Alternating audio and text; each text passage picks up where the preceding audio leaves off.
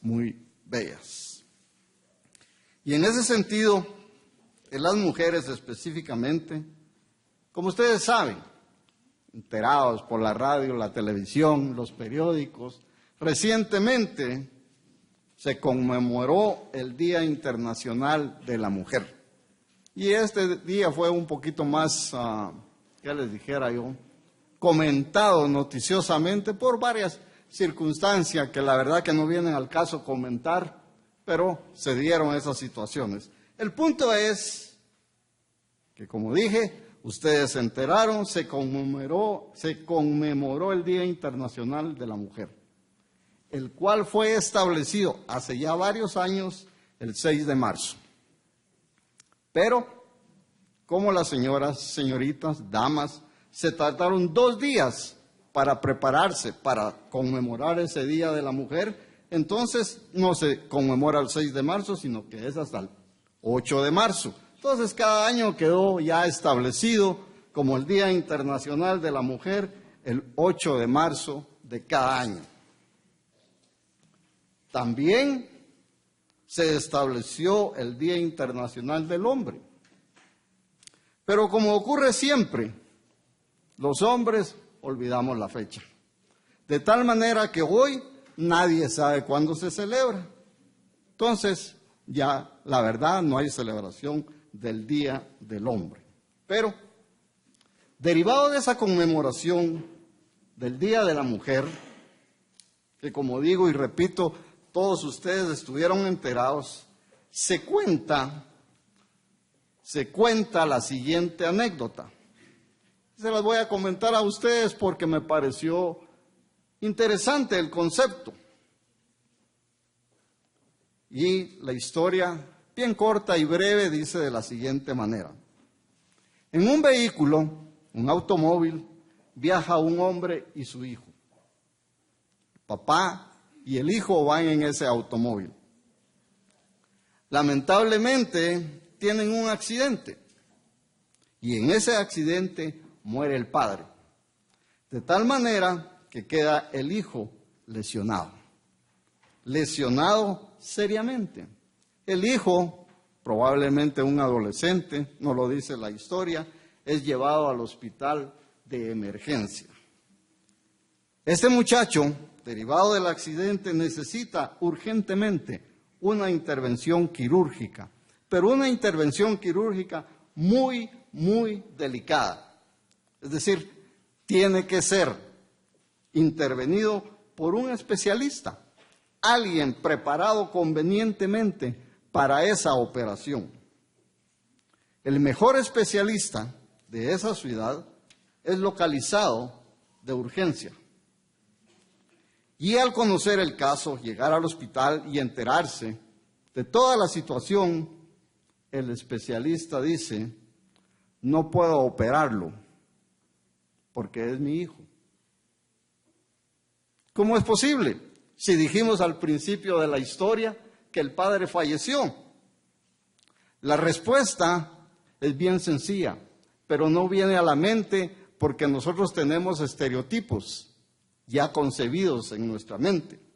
Ese especialista es la doctora Mackenzie. Dicho de otra manera, es la esposa del señor que falleció. Pero cuando se habla de un especialista que dijo, no puedo operarlo porque es mi hijo, pensamos, pues si el padre falleció. Pero si ustedes saben bien, todo hijo tiene un padre y una madre. Lo que pasa, como les digo, en nuestros estereotipos, no creemos que existan mujeres especialistas y doctoras, pero actualmente las mujeres ya tienen acceso a casi todas las profesiones que antes eran exclusivas de los hombres. Tenemos ejemplos en la iglesia. En El Salvador está la doctora Martínez, que como dicen en El Salvador, es la doctora que no cura. Y no cura porque ella es doctora en Derecho, graduada en España. Entonces ella, la doctora Martínez, es doctora en Derecho. Por eso dicen en El Salvador, es la doctora que no cura, porque obviamente su maestría está en el derecho. Y en Guatemala, ustedes saben, tenemos a la doctora Robledo Falabella. En ese sentido, les quería como una introducción para que vean los estereotipos. Cuando pensamos en alguien especialista, suponemos y creemos que es un hombre, cosa que no siempre es totalmente cierta. Pero hoy, específicamente este día sábado, quiero que repasemos, que hagamos memoria y que hagamos, como digo, un repaso sobre las experiencias de un rey. Obviamente un rey que aparece en la Biblia y que su historia está registrada para que todos nosotros aprendamos y tomemos lecciones del rey Josafat. Estoy seguro que muchos de ustedes han leído, conocen la historia de varios reyes de la Biblia, pero el rey Josafat tiene algunas características que vale la pena que usted y yo hoy repasemos en ese sentido. La historia del rey Josafat está registrada en el segundo libro de Crónicas, específicamente en el capítulo 20.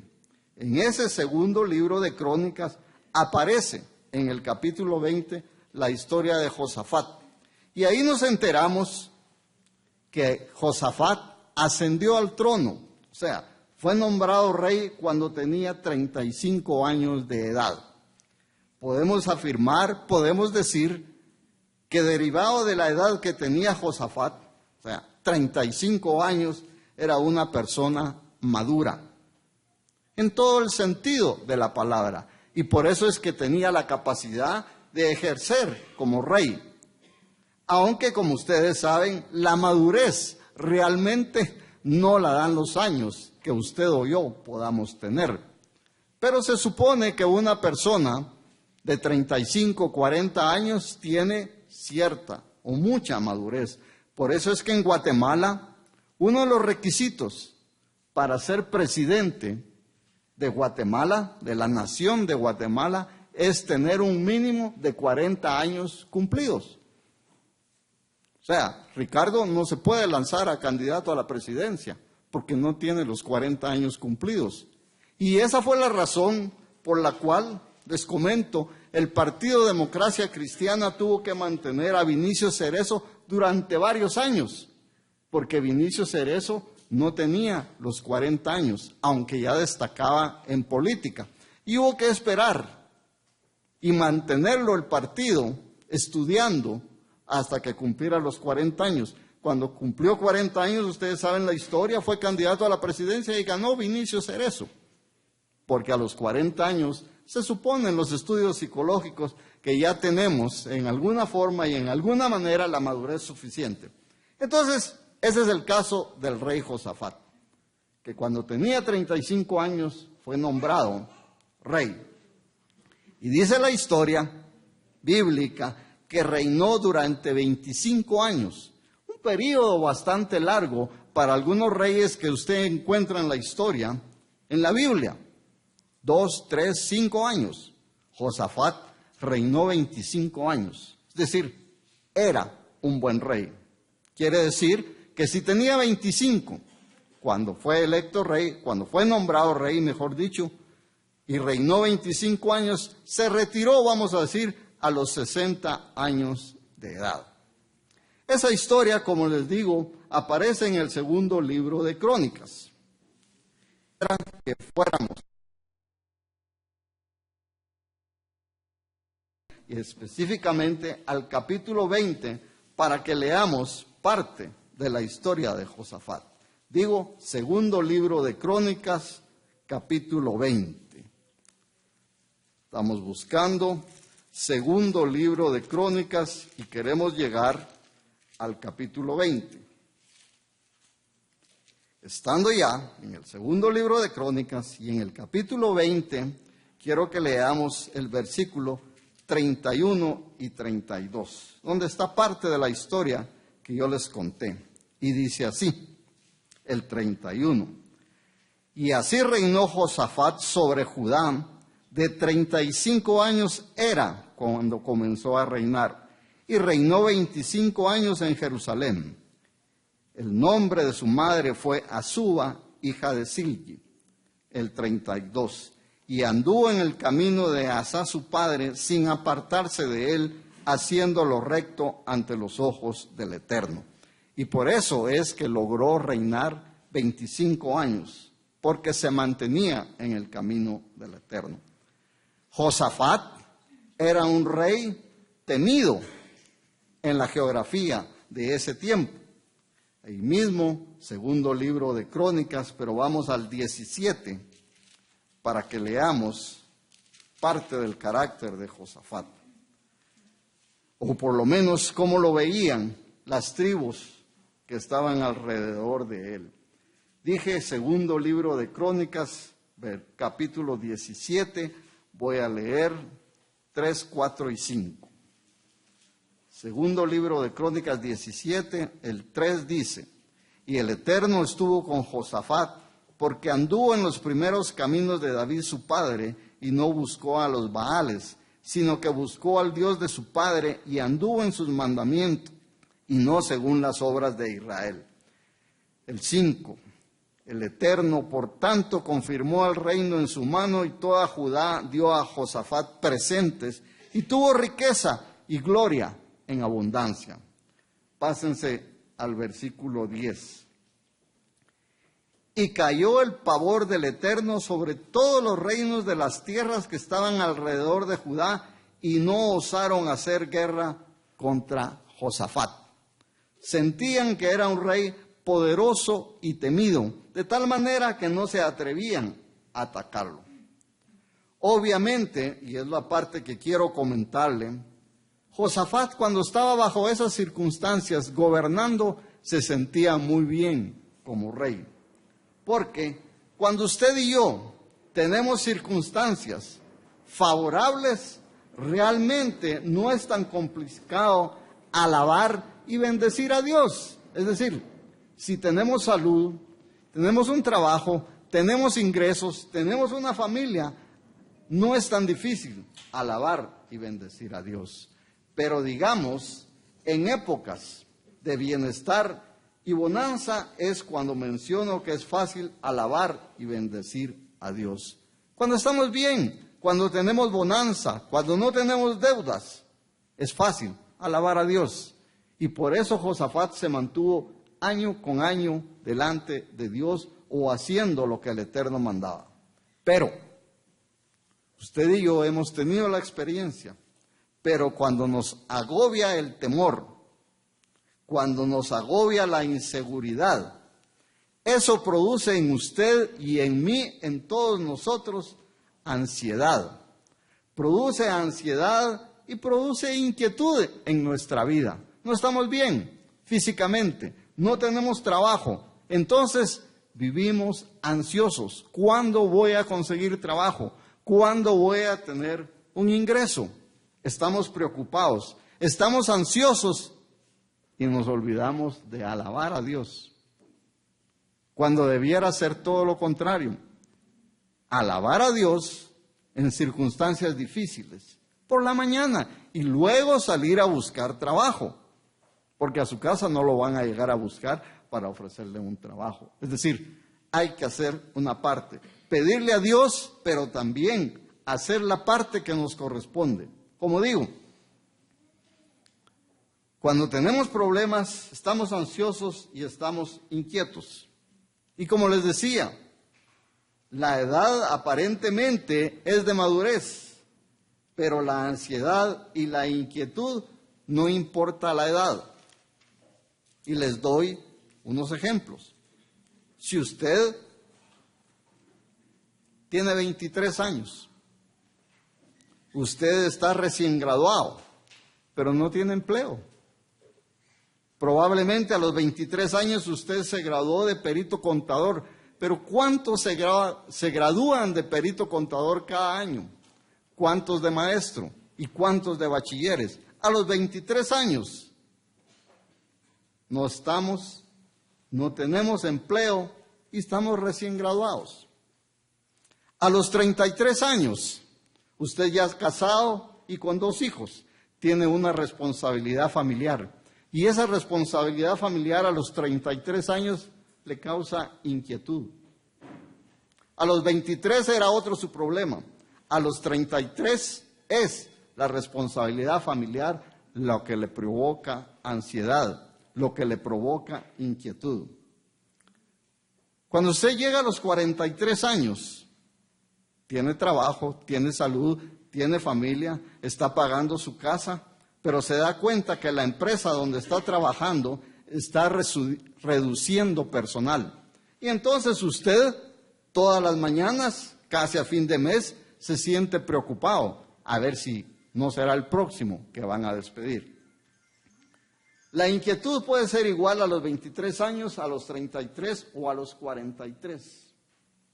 Y llega usted, llegamos todos y pasamos a los 53 años. A los 53 años nos damos cuenta de que aún no hemos terminado de pagar la casa, porque hemos conseguido préstamos sobre otro préstamo y al final ya tenemos 53 años y no hemos logrado pagar la casa. Vamos a decir, aún no nos hemos consolidado financieramente. Ya no son los problemas que tenía la inquietud a los 23, ni a los 33, ni a los 43. Ahora su preocupación es otra a los 53. Y vamos a llegar y llegamos y pasamos algunos de nosotros a los 63 años. A los 63 años ya no debiéramos de tener preocupaciones, pero las tenemos y nos preguntamos, ¿y si me enfermo? ¿Y ahora qué? ¿Y la jubilación? No tenemos jubilación a los 63 años porque el sistema en Guatemala no lo permite haber hecho un fondo suficiente. Y entonces a los 63 años también tenemos inquietudes. No a la de los 23, pero a los 73 también, a los 63 también tenemos. A los 73 años, ni les cuento, es otra historia, pero no se las cuento. Lo que quiero enfatizar en ese sentido, que independientemente de la edad, siempre hay incertidumbres. No importa la edad que usted tenga, 23, 33, 43 o 53, siempre va a tener incertidumbres, porque ninguno de nosotros tiene garantizado ni la salud, ni la vida, ni el trabajo, ni el ingreso. Y entonces tenemos incertidumbres, preocupaciones en nuestra vida. ¿Sabe por qué tenemos incertidumbres? La respuesta es bien simple, porque somos seres humanos. Y como seres humanos, como decía Carlitos, eventualmente tenemos algunos dones, pero a veces no los aprovechamos. Y entonces, como seres humanos, tenemos incertidumbres, tenemos preocupaciones. ¿Y sabe qué? La ansiedad agobia. La ansiedad de qué va a pasar en el futuro, qué va a pasar el mes siguiente, qué va a pasar dentro de 3 meses. Esa ansiedad nos agobia. Pero la fe, por el contrario, la fe nos anima. La cuestión es, ¿qué prefiere usted? ¿Desarrollar ansiedad en su vida y tener dificultades hasta médicas o de salud, o desarrollar fe y estar animado? Realmente no es tan difícil la elección. Cualquiera diría, pues yo lo que quiero es desarrollar la fe para estar animado. Pero como no se trata solo de elegir, a veces nos dejamos vencer por la ansiedad y esta nos agobia en ese sentido. Y el rey Josafat, que es el ejemplo que estamos estudiando, en determinado momento se sintió amenazado. Recuerdan que leímos que en determinado momento se sintió invencible. Y ahora este mismo rey, Josafat, se siente amenazado. Les voy a leer siempre del capítulo 20, pero en la versión popular, los siguientes versículos, porque creo que están, por ser una narración, nos lleva a mejor comprensión. Entonces voy a leer en la versión popular, siempre en el segundo libro de Crónicas, en el capítulo 20, de la versión popular, el versículo 1 y 2. Ponga la atención o sigue la lectura del segundo libro de Crónicas 20, 1 y 2. Pero digo, la versión popular dice, el 1, algún tiempo después, los moabitas y los amonitas, aliados con los meunitas, atacaron a Josafat. Entonces fueron a decirle, de Edom, del otro lado del mar muerto, viene un gran ejército contra ti. Ya están en Hasezón Tamar. Hasezón Tamar es lo mismo que en Gadi, dice la versión popular. Es decir, fueron a decir al rey, mira, estas 3 tribus se han aliado para hacerte guerra. Josafat se preocupó. Pero, ¿cuál fue su reacción? Ahí mismo, segundo libro de Crónicas, versión popular, leo del 3 al 6. Dice la versión popular, Josafat sintió miedo y decidió acudir al Señor. Así que anunció un ayuno en toda Judá, y la gente de Judá se reunió para pedir ayuda al Señor. De todas las ciudades de Judá llegó gente. Josafat se puso de pie en medio del pueblo de Judá, que se había reunido en Jerusalén frente al atrio nuevo del templo del Señor, y exclamó, Señor, Dios de nuestros antepasados, tú eres el Dios del cielo, tú gobiernas a todas las naciones. En tus manos están la fuerza y el poder. Nadie puede oponerte resistencia. Adviertan que ahí hay un reconocimiento y al mismo tiempo una petición. Es decir, Dios Todopoderoso, me está pasando esto. ¿Qué puedes hacer por mí? Sigamos leyendo, siempre en la versión popular, segundo libro de Crónicas 20. Y voy a leer el versículo 7 en adelante. Dice, Dios nuestro, tú arrojaste de la presencia de tu pueblo Israel a los habitantes de este territorio y se lo diste para siempre a los descendientes de Abraham, tu amigo.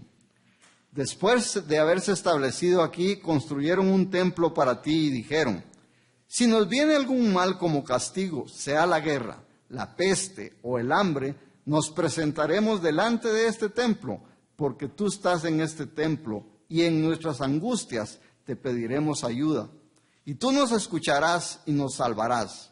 Pues ahora, aquí están los amonitas, los moabitas y los de la montaña de Seir, en cuyos territorios no quisiste que entraran los israelitas cuando venían de Egipto, sino que se apartaron de ellos y no los destruyeron. En pago de eso, ahora nos atacan para arrojarnos de tu propiedad, la tierra que tú nos diste como propiedad.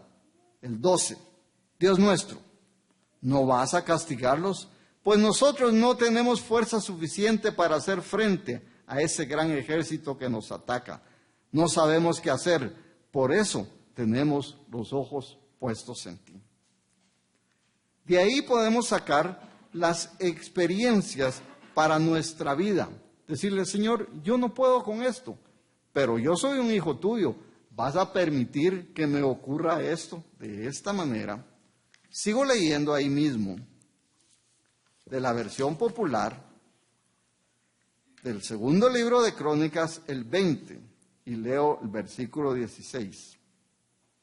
El consejo, la respuesta a la petición, y es bien clara, dice el 16. Bajen mañana a atacarlos. Vienen subiendo por la cuesta de Cis y ustedes los encontrarán en el extremo del arroyo que está frente al desierto de Jeruel. No son ustedes los que van a pelear esta batalla. Tomen posiciones, esténse quietos y verán cómo el Señor los librará. Habitantes de Jerusalén y de toda Judá, no tengan miedo, ni se asusten. Marchen mañana contra ellos, porque el Señor está con ustedes. Ese versículo 16 es el que tenemos que hacerlo, parte de nosotros.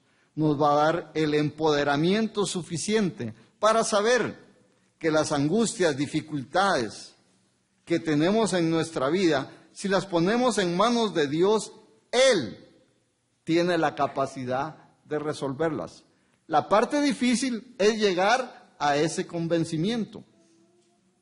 Voy a resumir la lección del rey Josafat solo en 4 oraciones. Que la primera sería acercarse a Dios. Cuando usted tiene una dificultad, cuando usted tiene un problema, acérquese a Dios. Esa sería la primera condición. De acuerdo a lo que leímos, una segunda condición puede ser, establezca un ayuno. Probablemente usted podrá decir, pero ¿ayunar de qué me va a servir? Es la lección del rey Josafat. Es la lección que la Biblia le da a usted y a mí. Porque en el ayuno podemos acercarnos de mejor manera a Dios. Y la tercera condición es la oración. Pídalo en oración. Fue lo que hicieron. Pidieron y obtuvieron una respuesta. Y la cuarta condición es bien importante. Aceptar nuestra incapacidad. Señor Dios, yo no logro conseguir un trabajo. Dios mío, yo no puedo sanar por sí solo. Reconocer nuestra incapacidad. En ese sentido, el versículo 12, lo vuelvo a leer de la versión popular, es clave. Póngale atención. Dice, Dios nuestro, ¿no vas a castigarlos? Pues nosotros no tenemos fuerza suficiente para hacer frente a ese gran ejército que nos ataca. No sabemos qué hacer. Por eso tenemos los ojos puestos en ti. A veces creemos que confiamos en Dios. ¿Saben cuándo? Principalmente en casos de enfermedad. ¿Por qué? Porque usted y yo, todos nosotros, me atrevería a decir, somos ignorantes de la medicina. Y entonces, la verdad que no sabemos cómo curarnos. Antes de ir a Dios, a veces vamos con la vecina o la comadre a contarle nuestro dolor y nos dice, y así estuve yo, así estuvo mi abuela y tomó esto y vamos y tomamos eso. No, no es esa la lección, no es eso lo que aprendemos bíblicamente, sino lo que se trata es realmente de acercarnos a Dios y saber y creer realmente que puede librarnos. Sigamos leyendo parte de la alabanza y ahora sí, vamos a la Biblia que normalmente usamos, la versión que tenemos. Busquemos segundo libro de Crónicas 20 de nuevo, la versión que usted tiene, hoy sí leo. Segundo libro de Crónicas 20, leo del 21 y 24. Dice, y ha habido consejo con el pueblo, puso algunos que cantasen y alabasen al Eterno, vestidos de ornamentos sagrados, mientras salía la gente armada y que dijesen, glorificad al Eterno, porque su misericordia es para siempre. Y cuando comenzaron a entonar cantos de alabanza, el Eterno puso contra los hijos de Amón, de Moab y del monte de Seir las emboscadas de ellos mismos que venían contra Judá y se mataron los unos a los otros.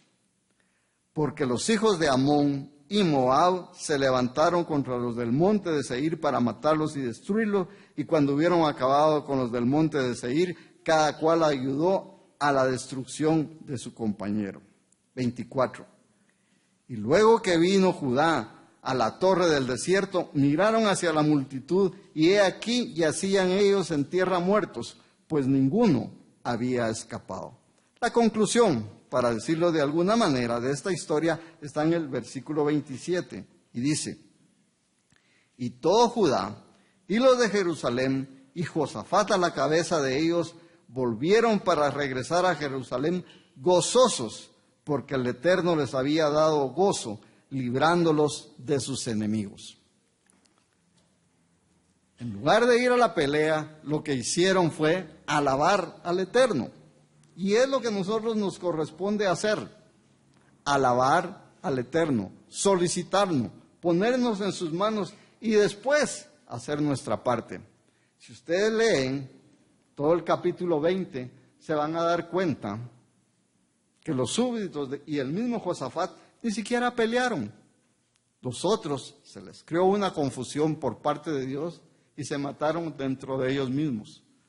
Realmente, los súbditos de Josafat únicamente fueron a recoger el botín.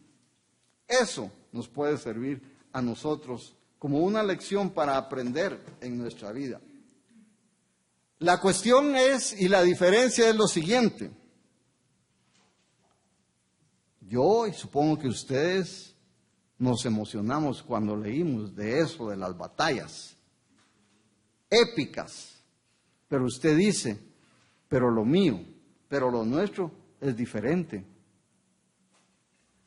No es una batalla, no es un conflicto, no hay que tomar una espada, no hay que ir adelante a pelear con esa espada.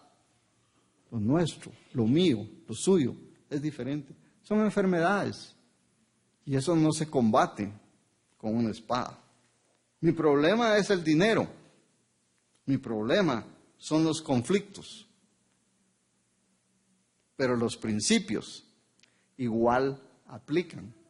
La cuestión es que tenemos que retraerlo de esa experiencia a nuestra vida y no creer, pero es que hacer una batalla y yo lo que tengo es falta de trabajo. Los principios aplican, son los mismos.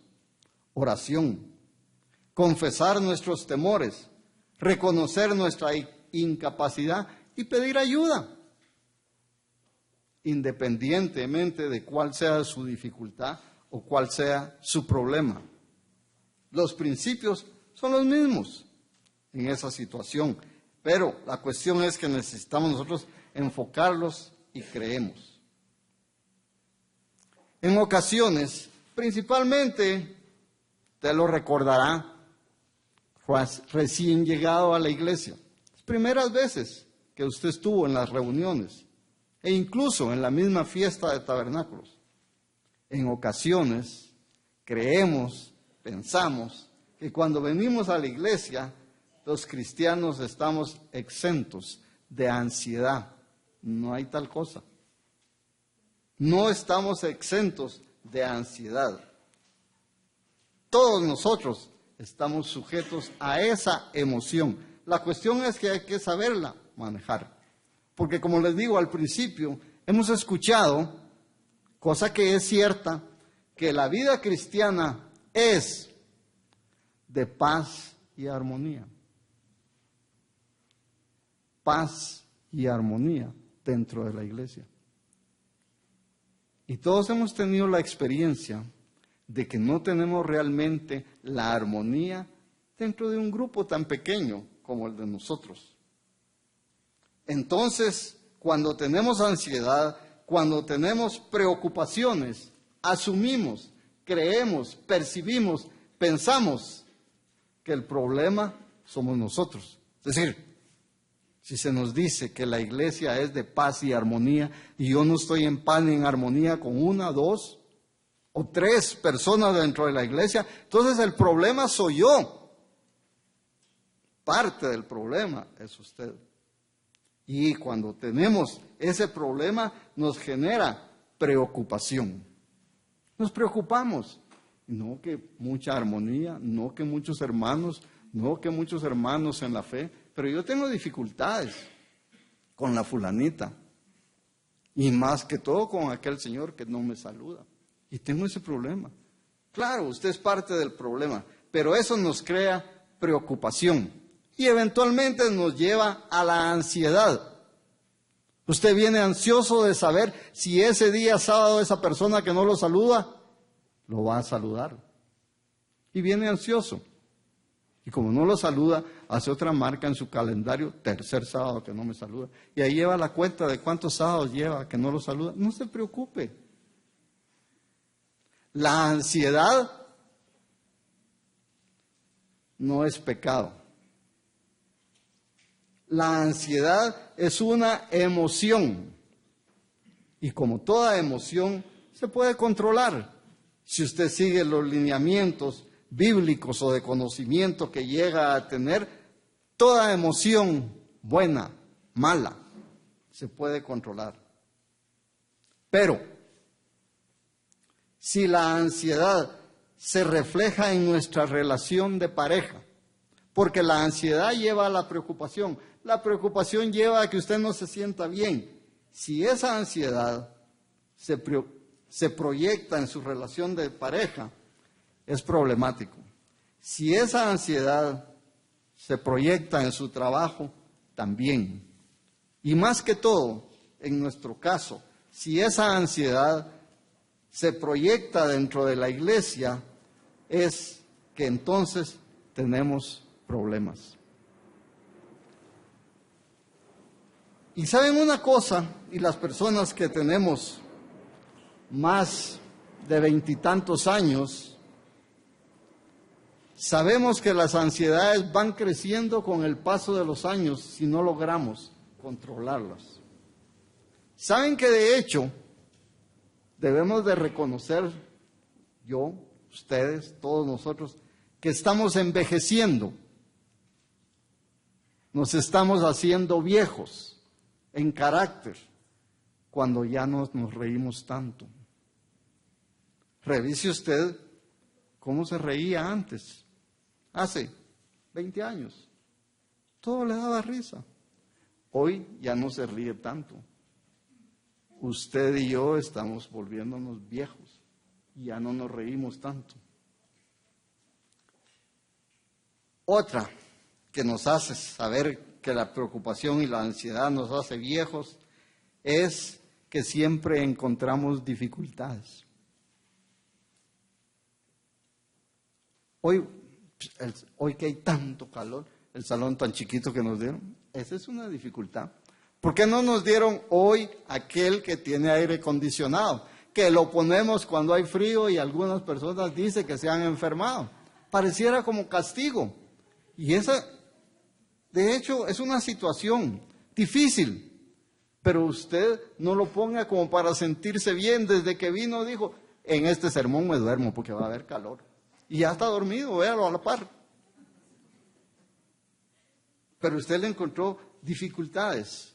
La forma como pusieron las sillas. Yo me quería sentar un poco más adelante y ahora viene tarde y me toca hasta atrás. Dificultades. Si ya no nos reímos como antes, si a todo le encontramos dificultades, usted se está poniendo viejo. Somos más críticos. También es otra señal de ansiedad y que nos lleva a la vejez. Somos más críticos de cualquier cosa. ¿Y saben cuál es la otra? Somos menos sociables. Ya no venimos y platicamos como antes. Antes buscábamos y caminábamos atrás, íbamos, saludábamos, nos reíamos, etc. Ahora ya no somos tan sociables. Apunte esas para saber si usted y yo nos estamos poniendo viejos. Si ya no nos reímos tanto, si a todo le encontramos dificultades, si todo lo criticamos y somos menos sociables. No, es que esa noche de recordar, hoy decidieron hacerla hasta allá, por donde vive Carlitos, ¿saben? Porque le queda 1.5 cuadras. Pero el otro año organícelo usted y busque el lugar, no critique. Que esa crítica no sea motivo suficiente para que usted no socialice. Usted porque tiene carro. Sí, pero eso es, como dijo Carlos, una bendición que usted puede llegar a tener. Pero ¿sabe usted que el carro usa gasolina? Y al carro se le agota la batería. ¿Y sabe que hay que pagar un impuesto cada año? Usted diga en enero, febrero, marzo, bendito que no tengo carro, que no tengo que pagar ese impuesto. Es así, pero lo ve al revés. Esas son las bendiciones.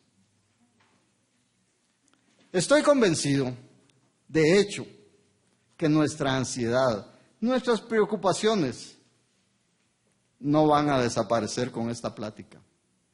No van a desaparecer. Si usted vive angustiado, si usted vive ansioso, no importa lo que yo le haya dicho,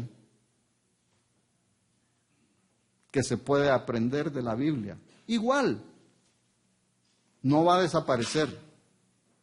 pero sí espero, confío totalmente que servirá para ponerlo a reflexionar. Me estoy envejeciendo, ya no me río, ya no soy tan sociable. Va a reflexionar sobre su vida para sentirse mejor, para sentirse animado con las ganas con las que usted vino cuando recién llegó a la iglesia, que todo lo quería modificar, que todo participaba. Ahora solo critica. Es que otra vez el mismo grupo para la tarde de celebrar. Pero ¿acaso usted llegó a ofrecerse? Encárguese de la organización. Tal vez usted tiene unas mejores ideas, tal vez usted tiene mejores propósitos y todo lo vamos a disfrutar, pero porque usted se atrevió a llegar y decir, mira, aquí estoy yo y puedo hacer esto. Y la mayoría no podemos.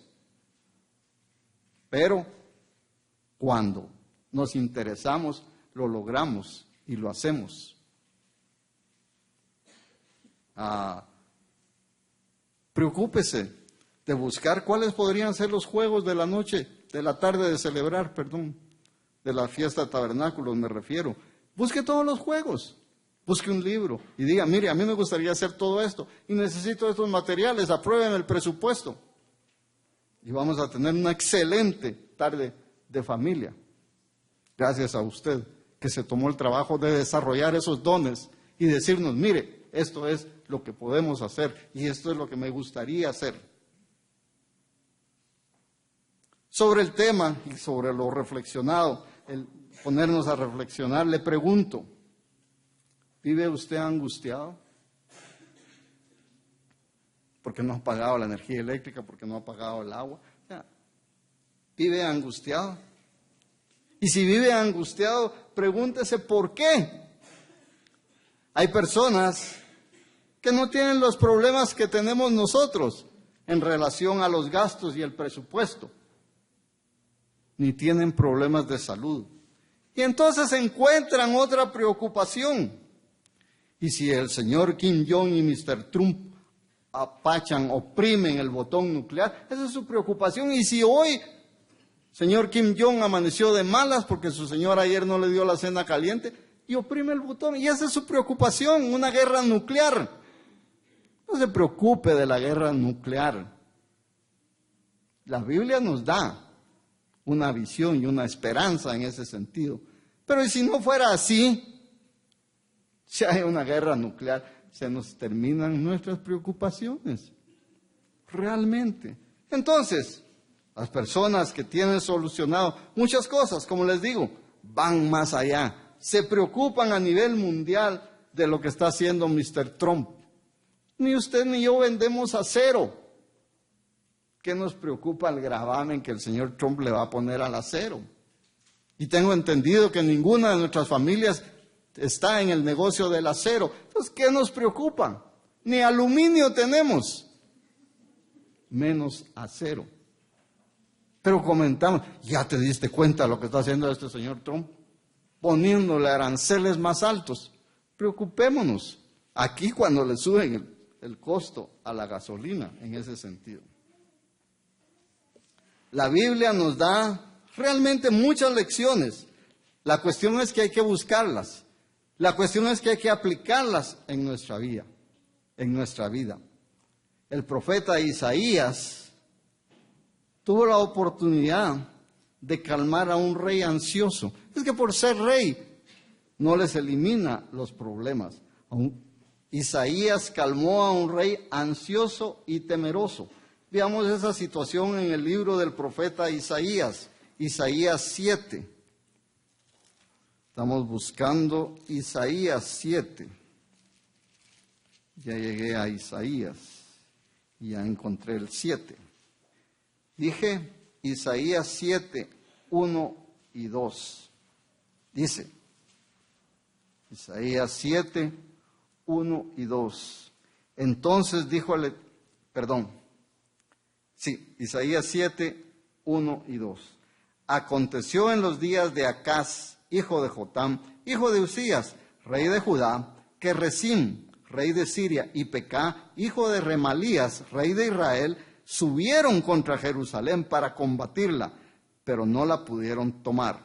Y el versículo 2. Y vino la nueva a la casa de David diciendo, Siria se ha confederado con Efraín. Y se le estremeció el corazón y el corazón de su pueblo, como se estremecen los árboles del monte a causa del viento.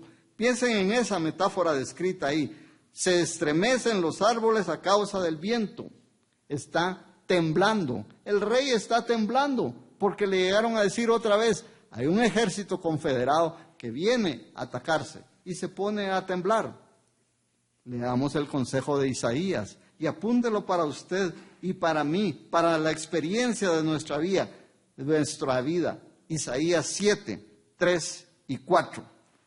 Entonces dijo el Eterno a Isaías, sal ahora al encuentro de Acaz, tú y Serjasú, tu hijo, al extremo del acueducto del estanque de arriba, en el camino de la heredad del lavador. 4.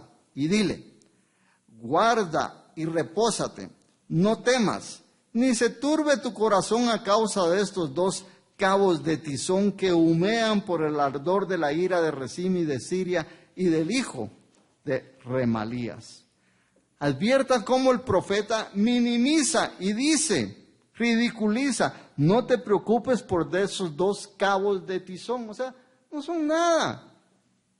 Pero es un ejército, sí, pero no te preocupes por ellos. Dios está contigo. Así lo debemos de llevar a nuestra vida.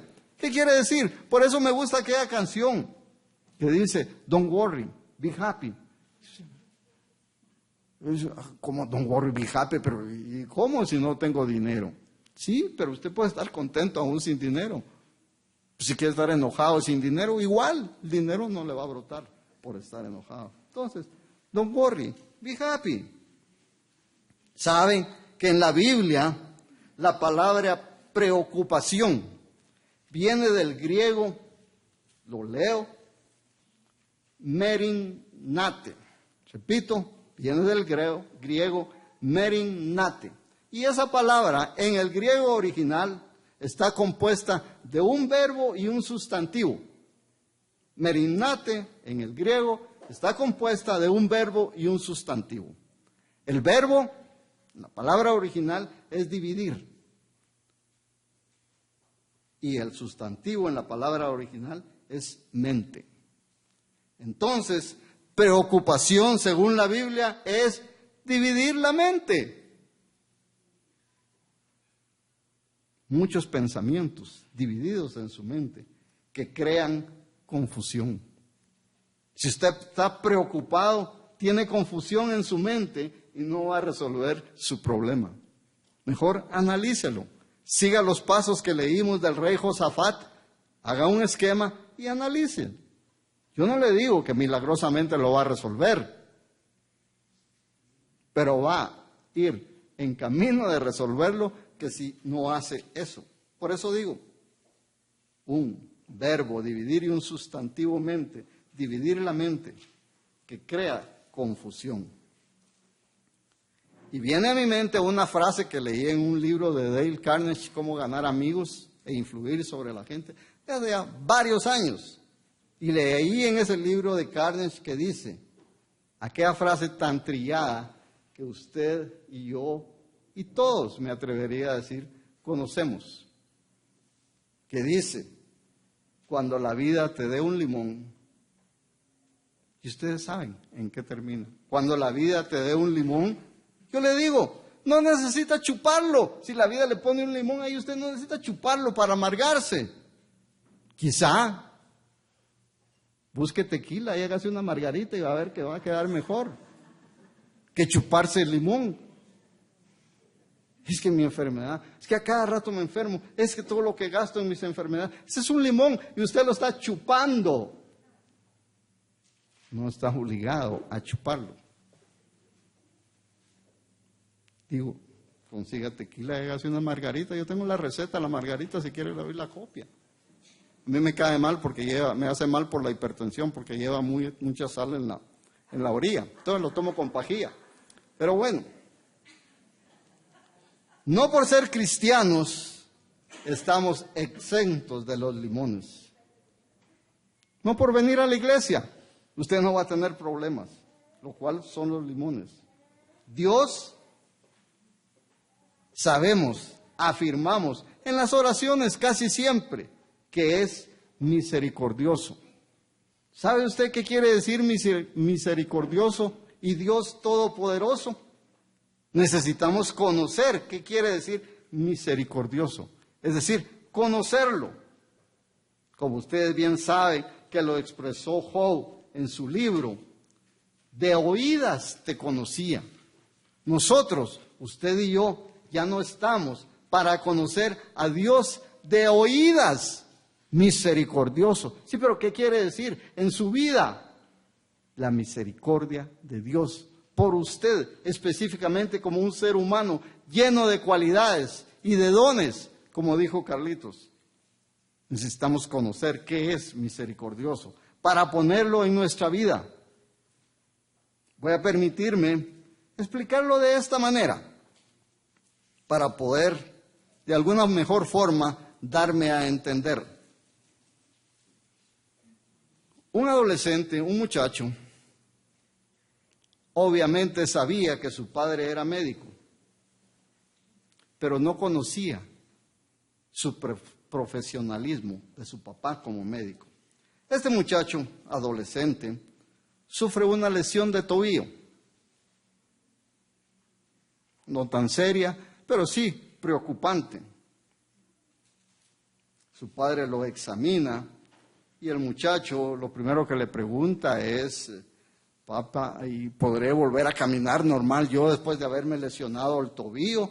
Y va un poco más allá: papá, ¿y yo iré a poder bailar en la fiesta de graduación de la escuela con este tobillo lastimado? Y eso viene a mi mente una historia de un amigo mío conocido de hace varios años. Tenía una moto, para don Saúl, una moto Triumph muy bonita así, bajita, y tuvo un accidente. Chocó con un automóvil lo chocó. El asunto es que se fracturó una pierna. Y fue con el médico y el médico lo atendió y todo. Y mi amigo Renato le pregunta al doctor: doctor, ¿usted cree que voy a poder jugar fútbol? Y el médico le dice: claro que sí, sin ningún problema. Y Renato le dice: qué bueno, doctor, porque yo nunca pude jugar eso. O sea, ¿qué tenía que ver una cosa? Si no podía jugar fútbol antes de lesionarse, mucho menos va a poder ahora lesionado. Bueno, sigamos con la historia. El muchacho dice: podré caminar normal, podré bailar en la fiesta. Y el papá, el médico, le pregunta: ¿sabes a qué me dedico? Y el muchacho, el hijo, el adolescente le contesta: claro, eres médico. Sí. El papá mete a su vehículo, lo lleva al hospital a conocer su especialidad. La especialidad del papá de este muchacho es traumatólogo. En su clínica le enseña a su hijo, que lo lleva a su clínica, y está de pared a pared llena de diplomas de reconocimiento, de premios como especialista en cirugía ortopédica. El papá médico de este muchacho, como traumatólogo, escribió un manual para sus colegas traumatólogos. Y ese manual que escribió este médico se usa de texto en la universidad. En el hospital, a donde lo llevó al muchacho, lo reconocen como el mejor en su especialidad de traumatología, lo cual genera en el muchacho confianza. Dice: mi padre sabe de todo, mi padre ha operado a un montón de personas, mi padre ha rehabilitado, entonces me va a poder rehabilitar a mí más que todo porque soy su hijo. ¿Sabe usted que Dios es nuestro Padre? ¿Sabe usted que Dios es el mejor? Pero necesita conocerlo. El muchacho solo veía salir a su papá todos los días al hospital, pero no sabía a qué se dedicaba. Usted probablemente menciona a Dios varias veces durante el día, pero no lo conoce. Como Job dice, de oídas te conocía. Conozca a Dios como un Padre misericordioso. Como les digo y les insisto, Dios es nuestro Padre y es el mejor. Pero necesitamos conocerlo. E incluso le digo algo más. No solo conocerlo, probarlo. Pruebe usted la lección de Josafat que tratamos de aprender en este día. Póngalo a prueba. Póngalo a prueba, como dice la Biblia, con los diezmos. Atrévase a traer de memoria lo que está escrito y dígale, tú has prometido que si yo diezmo correctamente no voy a tener estos problemas. No espere que mañana encuentre oro o petróleo en el patio de su casa. No es eso. No se trata de eso. Pero usted va a tener tranquilidad en ese sentido. Entonces, insisto, conocer a Dios e incluso probarlo. Porque Dios nos protege. Vamos a la Biblia, a Primera de Pedro. Dije Primera de Pedro 5:7. Y ahí leemos, Primera de Pedro 5:7, echando toda vuestra ansiedad sobre Él, porque Él tiene cuidado de vosotros. ¿Lo cree usted? ¿Lo creo yo? ¿Lo creemos todos nosotros? Solo apunte esa única cita de Primera de Pedro 5:7, recórtela y téngala presente en todos los problemas, echando toda vuestra ansiedad sobre Él, porque Él tiene cuidado de vosotros. Es lo que dice la Biblia. La cuestión es, ¿lo cree usted? ¿Lo creo yo? ¿Lo ponemos a prueba? Vean, dejemos de tener miedo de lo que podría salir mal y comencemos a emocionarnos por lo que pueda salir bien. Emocionémonos con lo que pueda salir bien. Para concluir, una petición a Dios que la puede hacer suya. Y dice de esta manera, tú que calmaste las tormentas, ¿puedes calmar la mía? Tú que tranquilizaste a los apóstolos, ¿puedes tranquilizarme a mí? Tú que les quitaste sus temores a los apóstoles, ¿puedes quitar los míos? En conclusión, tener menos ansiedad y tener más fe en ese sentido. Y con eso nos vamos a sentir mejor todos y cada uno de nosotros.